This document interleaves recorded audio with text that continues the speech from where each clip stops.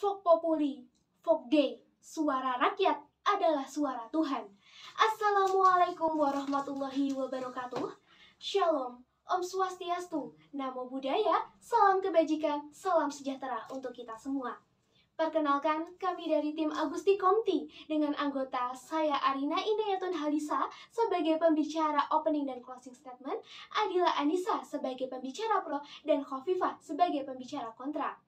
Pada perdebatan kali ini, kami akan membawakan mosi dengan judul Penerapan Pemilu melalui e-voting di Indonesia. Dewan juri yang terhormat, seperti yang kita tahu, perkembangan teknologi telah memberikan banyak sekali manfaat yang signifikan. Pemanfaatan teknologi juga menyebar luas ke berbagai sektor, termasuk dalam pelaksanaan pemilihan umum, yakni mengubah dari proses konvensional menjadi model pemungutan suara secara elektronik atau e-voting. Kemudian e-voting sendiri, ini merupakan suatu sistem pemilihan di mana data dicatat, disimpan, dan juga diproses dalam bentuk informasi digital. Di samping itu, BPPT juga sudah melakukan berbagai kajian dan juga mempraktekkan pemilihan umum secara elektronik ini pada 981 pilkades, di mana secara hasil dan juga bukti pelaksanaan pemilu dapat diperoleh hasil secara lebih cepat dan juga lebih efektif. Kemudian di samping ini, kita juga dapat berkaca pada putusan MK nomor 147 tahun 2009. Dapat kita ambil sebuah kesimpulan dari sini bahwa norma-norma yang terkandung dalam e-voting telah sesuai dengan norma-norma yang harus ada dalam pencoblosan, yakni dalam pasal 353 Undang-Undang Pemilu, sebagaimana tercantum dalam pasal 85 Undang-Undang tentang Pilkada. Itu berarti sudah ada kekuatan yuridis terkait adanya e-voting ini. Dewan juri yang terhormat, teknologi e-voting dapat menjadi pilihan yang baik dalam menjalankan pemilu, apalagi terdapat kekurangan-kekurangan dalam penerapan e-voting pemilu secara konvensional. Namun demikian, teknologi e-voting juga tidak luput dari kekurangan-kekurangan dan juga tanpa adanya batas waktu. Dewan juri yang terhormat, alasan-alasan dari pihak pro maupun kontra ini harus dipertimbangkan sebagaimana adigium yang kami sampaikan di awal. Vox Populi, Vox Dei, suara rakyat adalah suara Tuhan. Jika rakyat sudah menyuarakan suaranya, maka hal itu harus didengar dan juga dijadikan pertimbangan sebagaimana dalil Tuhan. Karena baik pihak pro maupun kontra memiliki dasar-dasar dan juga alasan-alasan yang kuat untuk menyatakan kesetujuan dan ketidaksetujuan mereka. Terlebih, pemilu ini akan dilangsungkan secara rutin di Indonesia. Alasan-alasan tersebut selanjutnya akan dielaborasikan oleh pembicara kedua dan juga ketiga. Terima kasih. Digitalisasi teknologi menjadi solusi terhadap pelaksanaan demokrasi. Dewan juri yang terhormat, saya Adila Anissa sebagai pihak pro sepakat dan setuju dengan adanya pelaksanaan pemilu melalui e-voting di Indonesia.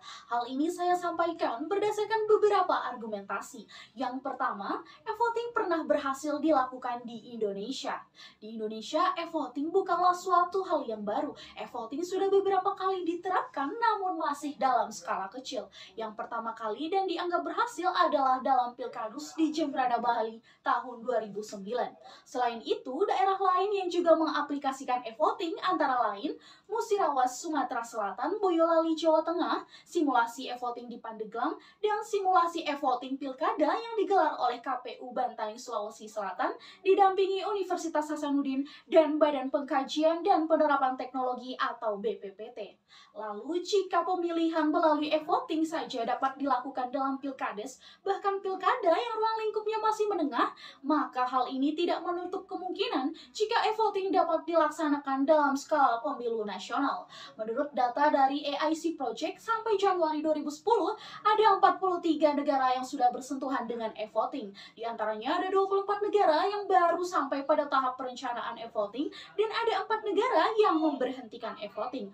Maka jika berkaca pada fakta yang ada, tentu presentasi lebih banyak dimenangkan oleh negara yang berhasil menggunakan e-voting.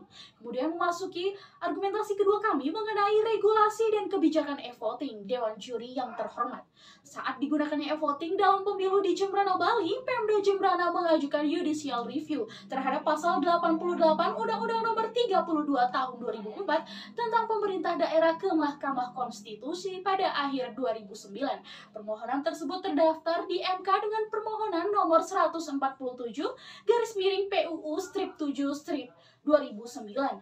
Tak hanya itu, Bupati Jembrana pun mengeluarkan peraturan daerah nomor 1 tahun 2010 tentang perubahan atas peraturan daerah Kabupaten Jembrana nomor 27 tahun 2006 tentang pencalonan, pemilihan, pelantikan, dan pemberhentian berbekal. Dalam putusannya, MK menyatakan pasal 88 Undang-Undang nomor 32 tahun 2004 tentang pemerintah daerah adalah konstitusional bersyarat terhadap pasal 28C ayat 1 dan ayat 2 Undang-Undang Dasar Negara Republik Indonesia tahun 1945, sehingga kata mencoblos dalam pasal tersebut diartikan pula menggunakan metode e-voting dengan syarat kumulatif. Yang pertama, tidak melanggar asas langsung, umum, bebas, rahasia, jujur, dan adil. Yang kedua, daerah yang menerapkan metode e-voting sudah siap dari sisi teknologi, pembiayaan, sumber daya manusia, perangkat lunak, serta kesiapan masyarakat. Terima kasih, interupsi saya terima. Baik, terima kasih. Seperti yang dikatakan oleh pihak pro, bahwa dalam melaksanakan metode e-voting dibutuhkan syarat-syarat kumulatif. Salah satunya adalah daerah yang menerapkan e-voting sudah siap dari segala sisi. Apakah menurut pihak pro, keadaan Indonesia saat ini sudah siap untuk menggunakan metode e-voting dalam pemilu? Terima kasih. Terima kasih, interupsi saya terima. Silaunya argumentasi dari rekanku tim kontra membuat mereka silau terhadap fakta dan data yang saya sampaikan. Berdasarkan apa rekanku menyatakan bahwa Indonesia secara keseluruhan belum siap menggunakan e-voting. Bahkan secara teknologi dan digital, kita sudah layak dan siap untuk mengimplementasikannya. Dibuktikan dengan adanya pengguna internet di Indonesia mencapai angka 210 juta jiwa. Dewan Juri yang terhormat, tentu hal ini menjadi relevan dan merupakan potensi yang harus dimanfaatkan. Kemudian putusan MK tersebut dapat menjadi payung hukum bagi pelaksanaan pemilu melalui e-voting di Indonesia. Sehingga Dewan Juri yang terhormat, e-voting ini sudah kuat dan siap dalam regulasi untuk diimplementasikan. Kemudian memasuki argumentasi kami yang ketiga mengenai impact digunakannya e-voting dalam pemilu. Berdasarkan penelitian yang dilakukan oleh IDEA International, potensi penghematan biaya baik dari paperless system, pekerja pemungutan suara, bahkan penghematan biaya logistik dan distribusi. Dewan Juri yang terhormat, biaya e-voting pun justru jauh lebih terjangkau karena dapat digunakan berkali-kali pada pemilu beberapa tahun ke depan. Bahkan penggunaan e-voting ini telah menghemat anggaran lebih dari 60% terutama untuk kertas suara. Oleh karena itu saya tegaskan kembali berdasarkan data dan fakta yang saya sampaikan, saya sepakat dan setuju dengan adanya pelaksanaan pemilu melalui e-voting di Indonesia. Baik, terima kasih banyak atas waktu yang diberikan. Bila mana kebijakan masih menimbulkan keraguan, maka untuk apa kita implementasikan? Saya Hovifah sebagai pihak kontra menolak adanya sistem e-voting dalam pelaksanaan pemilu di Indonesia. Hal ini saya nyatakan dengan beberapa argumentasi berikut.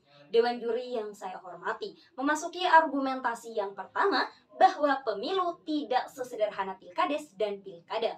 Meskipun pihak pro telah menyebutkan bahwa e-voting sudah pernah dilaksanakan dalam pilkades dan pilkada di Indonesia, akan tetapi konteks pemilu tidak sesederhana pilkades dan pilkada dengan kompleksitas yang berbeda pula. Jika dalam pilkades hanya memilih satu kotak berisikan kepala desa, pilkada dengan dua kotak berisikan gubernur dan bupati, maka dalam pemilu harus memilih sampai dengan 5 kotak berisikan presiden, DPR, DPD, DPRD provinsi, dan DPRD kabupaten atau kota. Hal tersebut tentu berbeda dan tidak sama. Rujukan yang disampaikan oleh pihak pro tidak sebanding karena adanya perbedaan kompleksitas, sehingga kesiapan Indonesia dengan sistem e-voting masih dipertanyakan. Dewan Juri yang saya hormati mengingat esensi demokrasi, salah satunya untuk menjamin hak rakyat dalam menggunakan hak pilihnya, sebagaimana tertuang dalam putusan MK nomor 011-017-PUU-1-2003 dan secara spesifik telah diatur oleh Undang-Undang nomor 30 tahun 1999 pasal 43 tentang hak asasi manusia, bahwa hak memilih dan dipilih, right to vote and right to be candidate, adalah hak yang dijamin dalam konstitusi. Maka wadah pemungutan suara harus benar-benar dijamin kesiapannya. Dewan Juri yang saya hormati, negara-negara seperti Venezuela dan Belanda bahkan setelah memutuskan menggunakan e-voting malah beralih kembali pada sistem pemilu manual. Jangan sampai pemilu 2024 hanya dijadikan uji coba penggunaan e-voting tanpa memperhatikan kesiapannya. Jika sudah begitu, maka esensi demokrasi tidak akan tercapai. Baik, silahkan saudaraku. Baik, terima kasih, interupsi saya terima. Lawan berdebat adalah rekan terbaik dalam berpikir. Keadaan sosiologis setiap negara tentu berbeda-beda. Keadaan sosiologis Indonesia berbeda dengan negara-negara yang pihak pro anggap telah berhasil menerapkan e-voting. Selanjutnya, Dewan Juri yang saya hormati, saya memasuki pada argumentasi yang kedua, bahwa Indonesia belum memiliki kesiapan sosiologis terhadap sistem e-voting. Di negara seperti Amerika saja masih sering terjadi saling retas hasil pemilu. Artinya, selain norma hukum, kita tidak bisa mengesampingkan kesiapan sosiologis masyarakat. Apabila dalam paradigma politik, e-voting masih menimbulkan keraguan. Karena Dewan Juri yang saya hormati, hukum tidak hidup di ruang hampa. Secara faktual, hukum hidup di tengah-tengah masyarakat dan sudah seyogyanya harus dipastikan bahwa seluruh stakeholder yakin terhadap mekanisme e-voting. Dewan Juri yang kami hormati, belum adanya pusat data nasional yang aman dan benar-benar teruji di Indonesia, ditambah kesiapan sumber daya manusia di lapangan dan infrastruktur yang belum mapan secara merata di setiap daerah. Berdasarkan faktor-faktor tadi, akan sangat berbahaya dan berisiko besar bila penerapan e-voting dilakukan secara langsung, secara nasional pada pemilu di Indonesia. Selanjutnya adalah argumentasi yang terakhir, adalah argumentasi yang ketiga. Dewan Juri yang saya hormati, bahwa e-voting tidak dapat mencapai manfaat yang diinginkan. Jika tadi pihak pro telah mengatakan bahwa adanya e-voting dilakukan untuk memperkecil biaya pengeluaran terhadap pelaksanaan pemilu. Akan tetapi, pada kenyataannya dengan dilakukannya e-voting justru diperkirakan akan menambah biaya dalam satu waktu pengeluaran. Oleh karena itu, rasionalisasi mengurangi biaya pemilu dirasa kurang tepat karena haknya akan menjadi titik celah pembengkakan biaya pengeluaran negara dalam beban APBN. Bukankah Dewan Juri? Kebijakan yang dibuat harus memperhatikan kepentingan masyarakat luas. Anggaran APBN alih-alih digunakan untuk kontestasi pemilu, maka lebih baik dimanfaatkan untuk keperluan yang lebih komprehensif, baik untuk kesehatan, pendidikan, ataupun infrastruktur pembangunan internet. Karena Dewan Juri, masih ada beberapa daerah yang buta internet. Menurut data dari Kominfo pada Februari 2020 lalu, telah membuktikan bahwa sejumlah 12.548 desa dan kelurahan ternyata belum tersentuh internet. Sehingga argumentasi dari pihak pro yang mengatakan bahwa masyarakat telah melek internet belum sepenuhnya terbukti. Dengan adanya argumentasi yang saya sampaikan di atas, Dewan Juri yang kami hormati, saya sebagai pihak kontra menolak adanya pelaksanaan pemilu menggunakan e-voting di Indonesia. Demikian, terima kasih. Dewan Juri yang terhormat, tibalah saatnya kami menyampaikan kesimpulan dari mosi perdebatan ini. Terdapat 3 poin penting dalam perdebatan kali ini. Memasuki kesimpulan yang pertama, pihak pro menyatakan kesetujuannya dengan berargumen bahwa pertama, e-voting pernah berhasil dilakukan di Indonesia dalam pilkades dan juga pilkada. Kedua, e-voting sudah siap dalam regulasi dan juga kebijakan sebagaimana tertuang dalam putusan MK nomor 147 tahun 2009. Kemudian yang ketiga, e-voting memiliki banyak manfaat, salah satunya yakni penghematan biaya pemilu. Kemudian memasuki kesimpulan yang kedua, dari pihak kontra sendiri juga menyampaikan ketidaksetujuannya, yakni yang pertama, kompleksitas antara pemilu dan pilkada itu berbeda. Kemudian yang kedua, secara sosiologis Indonesia belum siap dalam sistem e-voting. Dan juga yang ketiga, e-voting berpotensi terhadap pembengkakan anggaran APBN. Kemudian memasuki kesimpulan yang ketiga, merujuk bahwa e-voting belum tepat untuk dijadikan salah satu metode pemilu di Indonesia saat ini, tidak menutup kenyataan bahwa e-voting memang efektif untuk diterapkan sebagai salah satu bentuk pemanfaatan terhadap teknologi. Apabila saat ini Indonesia hanya belum siap untuk menerapkan e-voting, bukan berarti e-voting tidak tepat, tetapi e-voting dapat dilakukan di kemudian hari secara bertahap, sesuai dengan kemampuan Indonesia sendiri dalam menerapkannya. Untuk itu, kita harus dapat mengambil posisi dengan bijak dalam menanggapi mosi ini. Dewan Juri yang terhormat, penerapan e-voting ini bak sarang labah yang menampung madu. Memang memiliki banyak manfaat, namun harus menunggu sarang tersebut terisi dengan sempurna agar dapat dimanfaatkan oleh manusia. Sekian dari kami, kurang lebihnya mohon maaf. Salam sejahtera. Wassalamualaikum warahmatullahi wabarakatuh.